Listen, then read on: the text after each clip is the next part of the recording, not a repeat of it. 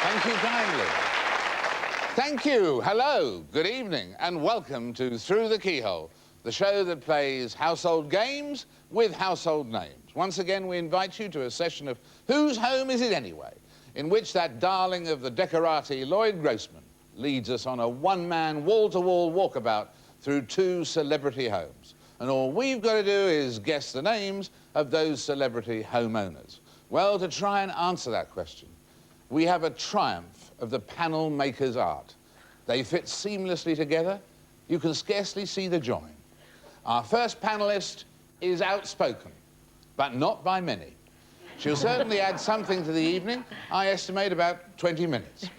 Will you please meet, to quote her own words, aging bimbette and amateur bag lady, Nina Mishkov.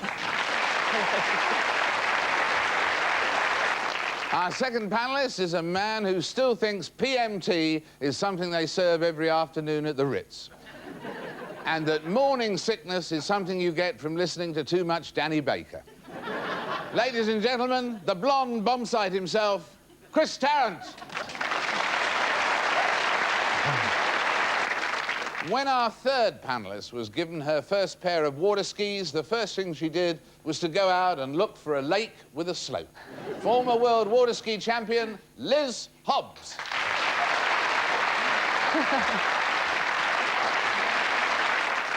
So there we are. We've met the panel, so together let's join Lloyd en route to house number 1. And watch closely because, remember, the clues are there as we prepare to go through the keyhole.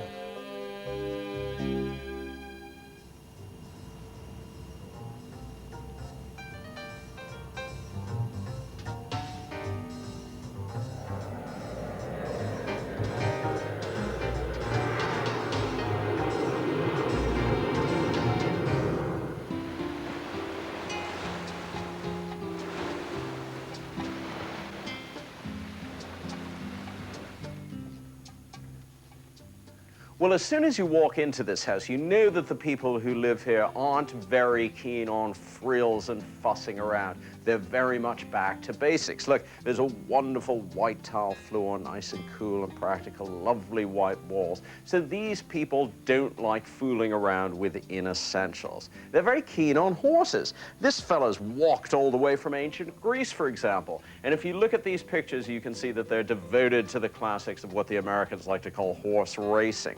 Now, loads and loads of interesting books here on all sorts of subjects. You might be forgiven for thinking, well, this house belongs to a retired architect turned film producer whose hobby is locksmithing.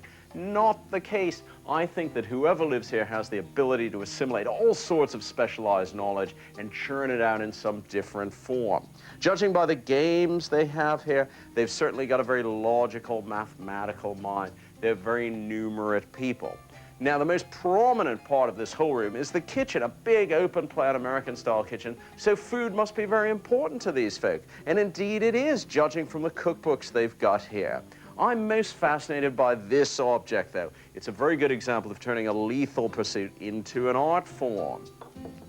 Now, as you progress further down the room, you see more bits of horses, heads and glass, and bits of bronze horses. So something to do with equestrianism is absolutely central to the life of this family. They certainly get around a lot. They're going all over the place, hopping on and off jets, picking up knickknacks wherever they go. They've certainly spent a lot of time in Canada, and they've been to New Zealand as well. Now, there is a huge television set here, but I don't understand why they need it when they've got this to look at.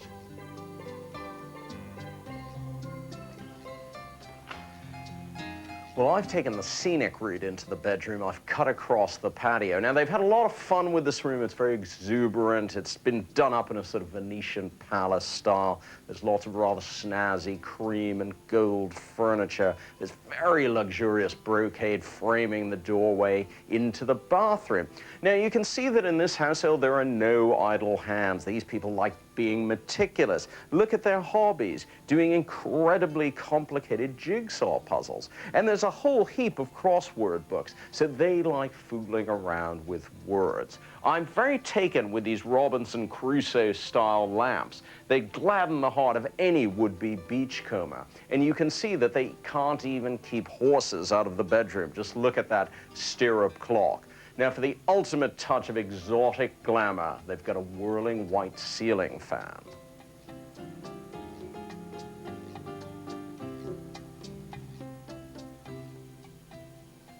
Well, this room is wonderful. It's absolutely perfect for lovers of the printed word. Those who like to work the old-fashioned way can just toil away on the typewriter, while those who are more high-tech can use this word processor. Now, whoever works in here doesn't like many distractions at all, because even though this room is comfortable, it's very, very Spartan. And the only thing in here to relieve the hard work of writing is this charming picture of some horses playing at the beach.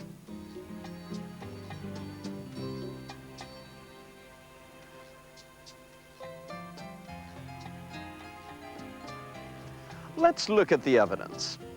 The lethal art, the seaside frolics, the stirrup clock. Who lives in a house like this? David, it's over to you. Well, thank you, Lloyd. Now, for our home and studio audience, here's whose house it is.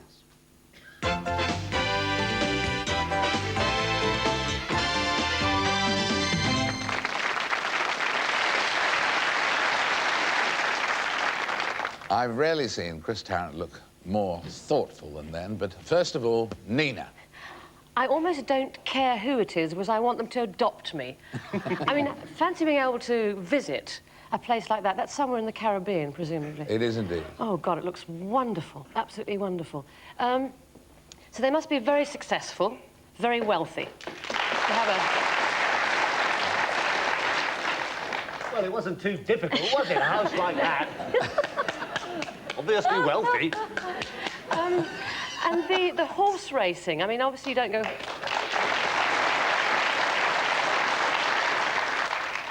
And there's obviously writing there as well. Right. Chris, it's over. It's over to you. Well, yes, I mean, I'm sorry, but I've no idea who... they obviously spend their life, these people, tied up with horses or, what is it Lloyd was saying, equestrianism. I can't imagine it, apart from Freddie Starr after this year's National, I can't imagine anybody else who's made that much money out of horses. Do they write about horses, these people?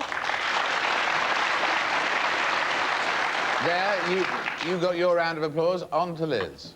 I actually thought when I saw the book on locksmiths, maybe this guy's a full-time burglar. Are we looking for a male sports person here? Yes. It's almost like the perfect conception, this home. I mean, I remember when you came to our home, Fraser got magazines and threw them everywhere, so it looked untidy. This house is too perfect, so it gives me the impression that this particular person is not there very much, that they're travelling the world quite a lot. In jail, probably. Trying to break out. They spend quite a lot, we'll find out, quite a lot of the year there, I think. Right, now, has this sort of... Is the main sort of thing the writing now? Very good. The writing now. The writing now. And was it horse riding before? Ah. Chris. Well, it's Dick Francis, isn't it? What amazing, what confidence the man has. He says it casually, and he's right. Dick Francis, will you come through the keyhole?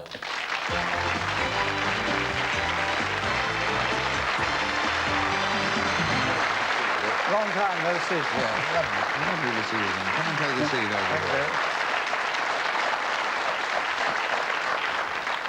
Well, lightning question, Dick. How much time do you spend in that idyllic house?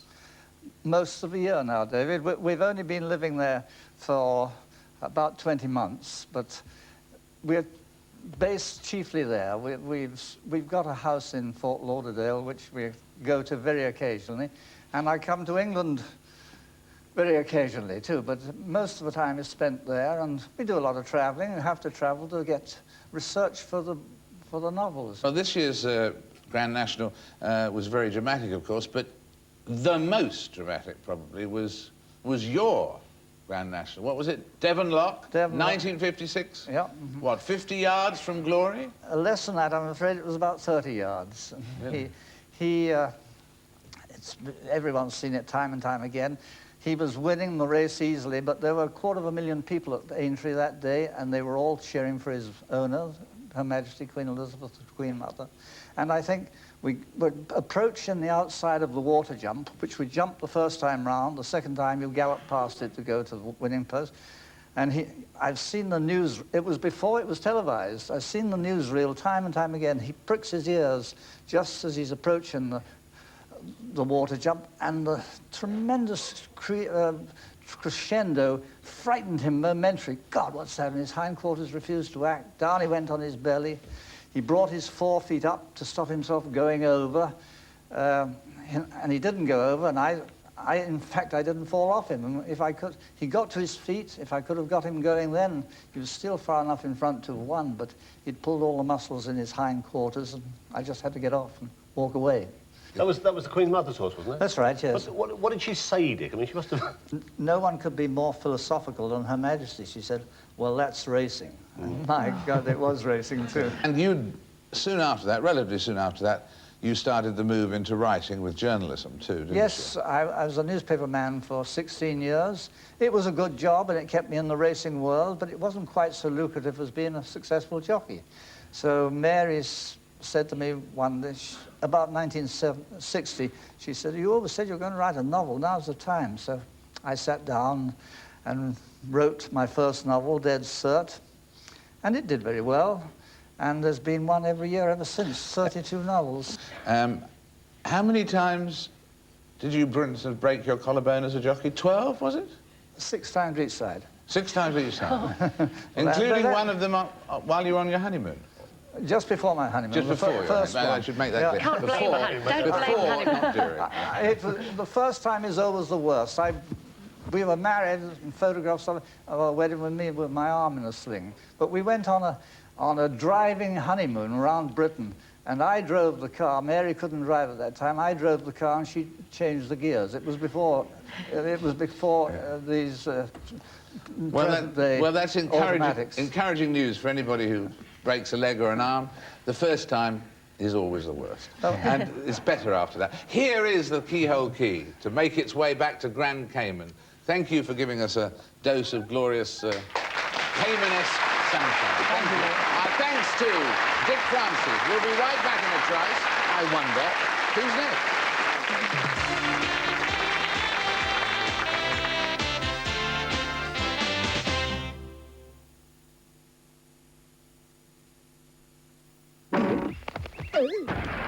Take it easy, Mr. Mo. Don't you know that if you find my picture in your Cadbury's caramel wrapper, you'll win one of 1,500 pocket televisions? Take it even easier with Cadbury's Caramel. 2 years ago, Ford were the first to introduce options, a new way to drive a new Ford. With a simple deposit and installments, over 60,000 customers are now driving a new Ford through options. It puts you in control. At the end of an agreed period, you have 3 options. 1, pay the final balance to keep the car. 2, give it back to Ford and walk away. Or 3, allowing for the balance, part exchange it for a new Ford. So, if you want to get in the driving seat, you should find out more about options, the smart way to drive a new Ford.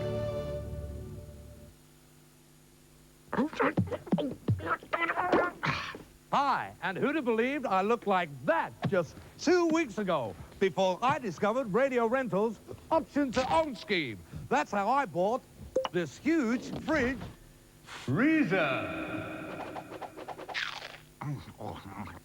Not only fridge freezers, you can option to own Whirlpool washing machines, dryers and microwaves, no deposit, full service backup, and with a final payment, they're yours. Stay contented. Get Radio rented.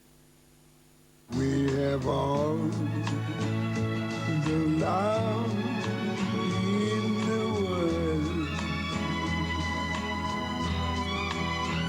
that's all we have. You will find we need nothing more.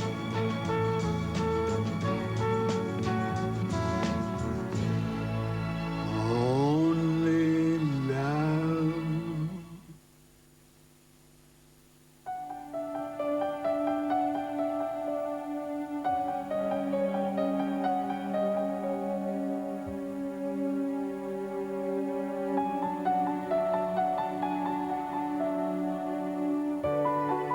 Dove contains neutral cleansing ingredients and 1/4 moisturizing cream.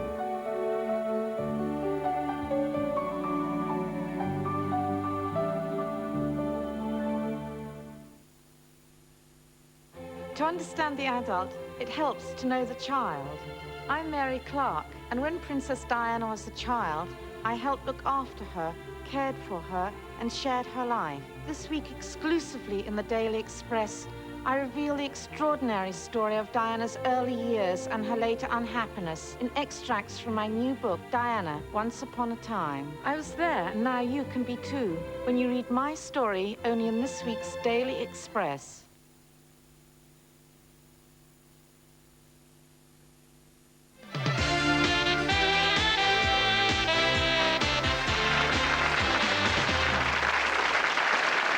Welcome back to Through the Keyhole with Lloyd Grossman, the man who could even look at a candle and wax lyrical.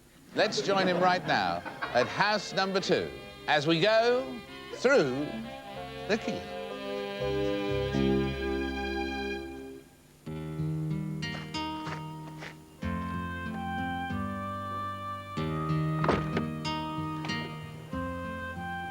Gosh, people really were a lot smaller 300 and some odd years ago when this cottage was built. They also had rather peculiar thermometers. Now, this hall is a bit of a shrine to old-fashioned technology. There are some stoneware hot water bottles and the sort of iron that Wilma Flintstone would have felt right at home with. This is a beautiful old piano. It really fits into the general antiquity of this place. And I can see that someone who lives here is a bit of a cricketer. Well, this Victorian dining room is ultra-modern by the antiquarian standards of this household. It's a really terrific room for entertaining in. There's a big table, lovely comfy chairs, and rows of alluring bottles of booze. So I think this is quite a convivial household, probably quite a noisy, talkative, communicative household. Now, this room also houses most of the books around here, and they show a great specialized interest in art, perhaps someone who is a professional artist. There's also someone with a liking for the nags. But most of all, from this library, I get the feeling that we're dealing with a Yorkshireman in exile. Now, you have to walk down a couple of steps to get into the drawing room. And that's because at one stage, some tall people moved into this cottage and they dug the floor out here. This is the old floor level. Now, this room is terrific. It's got a roaring fire, and it shows an interest, once again, in antiquarian ways of keeping warm, because we've got a terrific copper bed warmer here. So these people like their modern comforts, you know, they like their stereos and televisions, but they like to enjoy everything in an atmosphere of immemorial age. Now, this room has more beams than almost anywhere you've been on dry land. We could almost be in a ship's cabin here. It's got this huge post in the middle of the room, lots of half-timbering, exposed joists and all that sort of stuff. So these people are very interested in the past. They've got some wonderful sepia photographs of farm workers toiling away in the 19th century. There's an element of escapism here. But one of the most prominent objects in the room is a terrific rocking horse, so children must be very important. I love these little windows you find in ancient cottages, and they reflect the fact that over the centuries, as additions were made to these houses, what used to be on the outside is now on the inside. This room is really terrifically bright and cheerful, and it contradicts all those cliches we've got about Jacobean rooms being rather moody and gloomy. It's a wonderful room. It's perfect nursery.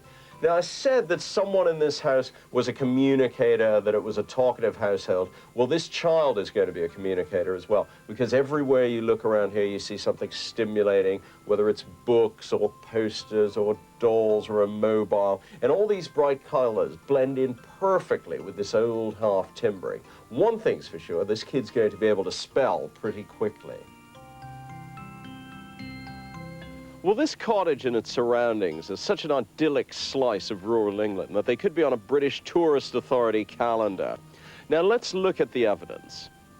The antiquated thermometer, the Yorkshireman in exile, the ABCs. Who lives in a house like this? David, it's over to you. Well, thank you, Lloyd. And now for our home and studio audience, though not for our panel, here's whose house it is.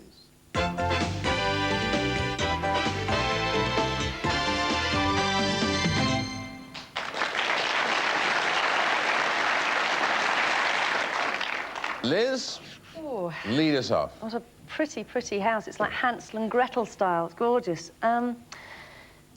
Now, very strong cricketing influence in this household. I saw on the bookshelves the Cricketer's Almanac. Would that mean that this person has got very strong cricketing links past? Well, yes, he has strong cricketing links in his leisure life, as it were, but as you'll gather from the audience, they don't know about that. So but we are looking for a he, then? We are looking for a he. Yeah, there you are. Oh, well done. Well, that's, Chris, that's made it very simple for you. That's cut it down by 50%. There was no clue there at all as to what they do for a living. It's somebody who's got enough money to buy all of Dick Francis's books, I noticed, and keep them in the style in the Cayman Islands that he's become accustomed to. There's no clue as to what this person does for a living in all this, except there was a picture of farming. Was there? Definitely has. There's a bit of background information. Very observant of you, Christopher. Do they write, these people? When they're We're not doing very well, are we? No, he writes his own stuff, I suppose. If you're talking about a communicator, that's somebody on television. Well done, you've got the word communicator. Well done, Right. Nina. There's obviously good. something, it's obviously quite intellectual. I noticed chess for children, so they're going to encourage a child to go with it. Was the thermometer a clue at all?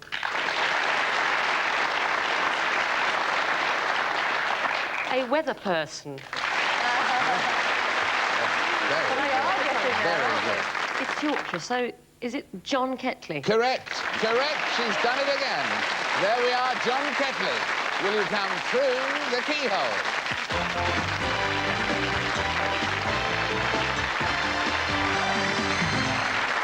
What a pleasure. Great to see you. Again, yes. Having breakfast, Hello, team. Hello. Well, John, that was one of the best bits of boom, boom, boom deduction there. It was excellent. Nina went... Brilliant, I thought. Spotting the thing that the thermometers were a clue was absolutely brilliant. Well, Lloyd gives you so few clues that you have to grab them, you know, when you can. It was a Galilean thermometer, that one, you know. Really? It's all right. You can't get arrested for it, Chris. A Galilean thermometer. You don't see many about. We don't show them on television very often. But depending how warm it is, more of those weights at the top of the fluid actually drop down to the bottom, you see, so that tells you how warm it is. Well, I thought that it was an obvious one for Chris because of your links with popular music. Oh, with popular music, yes. The record that never was, really. It was a belter, wasn't it? I played it every day. I know, you're the one. I think it was Simon Bates and yourself, Chris, the other two people to play. How did it go, Chris? It went... You're going to sing it, are you? No, it went... Go on, go for it. Go on. John Ketley is a weatherman, John Ketley is a weatherman. Well, that was it, really. That was it. It went all around. That was it. Who wrote this lyric? God knows, they want John hanging. Ketley. There was a band, yes, that's right, there was a band called the Tribe of Toffs. Talk about one-hit wonders. Tribe of one, not even Tribe one. of Toffs. There were students up in Sunderland, 4 of them, I think it was, up in Sunderland. Apparently they were very bored one day, and they put this record together. They were extremely bored, and I was on television doing the lunchtime forecast on the Sunday, and apparently I was an inspiration. I know, just shows you what college life's like these days, isn't it? But that was an inspiration. They put the record together, and blow me, got to number 21 in the charts. But you also were described somewhere as being the first weatherman to become a sex symbol, it said in one of them. I don't believe everything I read in the papers, David. I think that's very unfair on Mike Fish. I'm sure he was the first. That's what he tells me anyway. But did you, within a unique career like being a television weatherman, did you from when you were at school or whatever, want to do this? Yes. Or? There's a good story here, David. At 15 or 16 years of age, I decided that I was quite interested in the weather. I come from Yorkshire, up in the Pennines, and weather there is real weather. You know, you get terrific thunderstorms, you get decent snowfall, not like you do in the south, usually. And I decided that I was quite interested in the weather. I'd fancy being a weather forecaster. So the educational people came along to the school and they interviewed all of us in turn. And they said, now, Kettley, what would you like to do when you leave school? And I said, I fancy joining the Met Office. Well, that threw him straight away. Never heard of it, I don't think. And the chap said, oh. He said, that was like Ian McCaskill, really, wasn't it? He said, oh. He said, are you sure you wouldn't like to be a teacher? And that's all they could say to me. It was pathetic. They didn't encourage you at all? Not at all. Not at all. But I went on and did my geography, maths and physics, day level. And after that, I went to join the Met Office straight from school at Manchester Airport. Do you get frustrated with freak weather conditions, though, when you've said something completely different? Well, yes, we do get frustrated, but as I say to people, we never try and get it wrong. You know, we've got a lot of people working at Bracknell, our headquarters, with supercomputers there, and they really do cost a lot of money. There's a lot of people working very hard to get the forecast right.